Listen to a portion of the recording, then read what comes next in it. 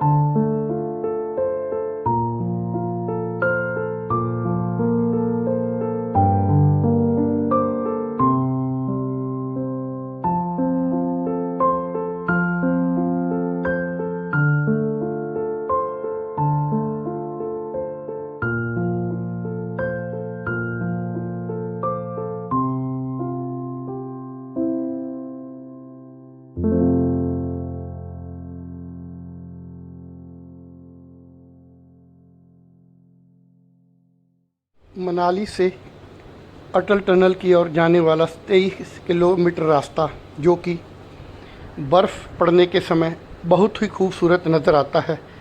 फरवरी माह में हम यहाँ जब गए तो इस रास्ते पर मनाली से आगे चारों तरफ बर्फ़ ही बर्फ़, पहाड़ों पर सफ़ेद चादर की तरह बिछी हुई थी। अटल टनल के सामने भी बर्फ़ के ढेर लगे हुए थे।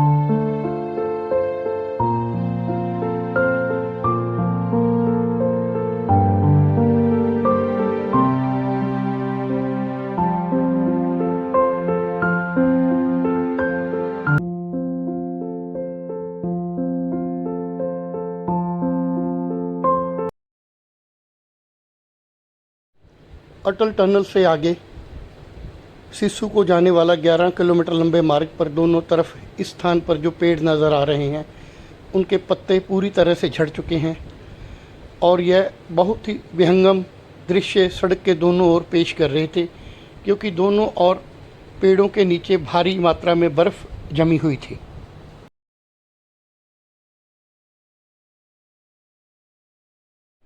सिस्सू पहुंचते ही हमें यह बर्फ़ का झरना दिखाई दिया। आम दिनों में यह पानी की तरह झरना बहता है। बर्फ़ पड़े होने के कारण यहाँ पर झरने से गिर रही बर्फ़ के कारण 25 से 30 फुट ऊंचा शिवलिंग बन गया है, जो कि बहुत ही अद्भुत नज़ारा पेश कर रहा था। इसके आगे बर्फ़ की भारी भरमार थी। सिस्सू पहुँचते ही वहाँ पर चारों ओर सफ़ेद चादर बिछी हुई थी। नदी का जल भी आधा जम चुका था। वहाँ पर पर्यटक इस खूबसूरत बर्फ़ की चादर पर अठखेलियाँ कर रहे थे। चारों तरफ पर्यटकों की भारी भरमार थी। लोग दूर दूर से, ज़्यादातर इनमें पर्यटक दिल्ली और पंजाब से यह नज़ारा देखने आए हुए थे। इसी के चलते वहाँ पर हेलीपैड के ऊपर गाड़ियां खड़ी करने के लिए एक पार्किंग का निर्माण किया गया था। चारों तरफ सफ़ेद चादर पर्यटकों का मन मोह रही थी। जिसे देखो वह चारों ओर बर्फ़ की गोलों से खेलने में ही व्यस्त था। पंजाब से आए पर्यटक एक दूसरे पर गोले फेंक फेंक कर बर्फ़ का आनंद ले रहे थे।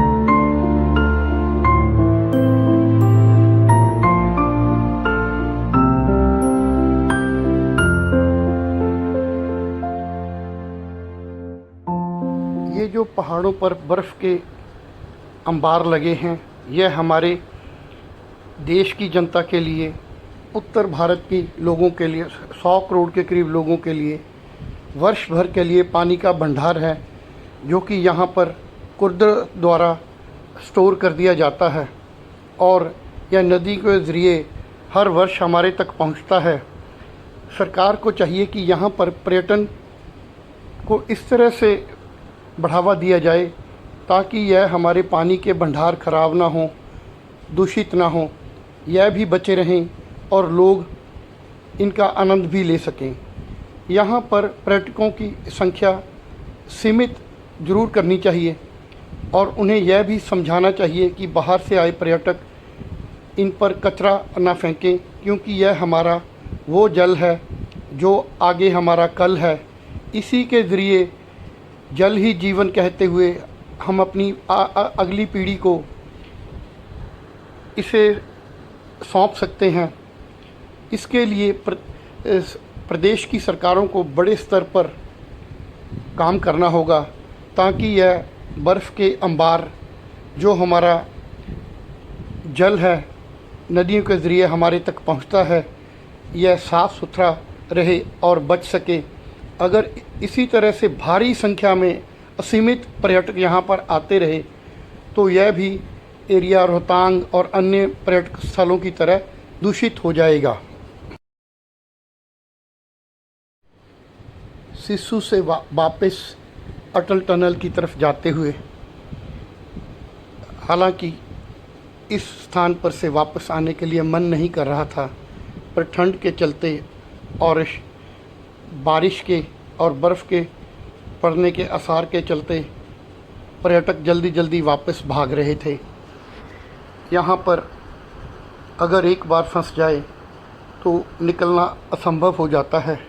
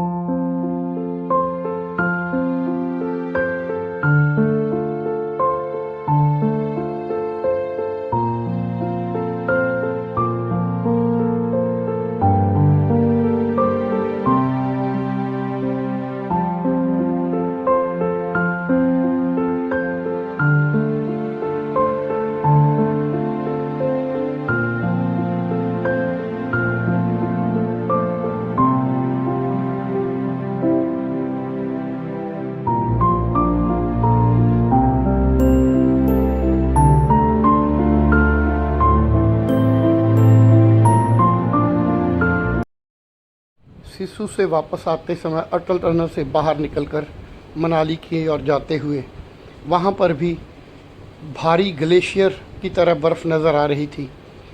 यहीं से पानी के नाले ब्यास नदी में मिलकर उसको बड़ा बनाते हैं।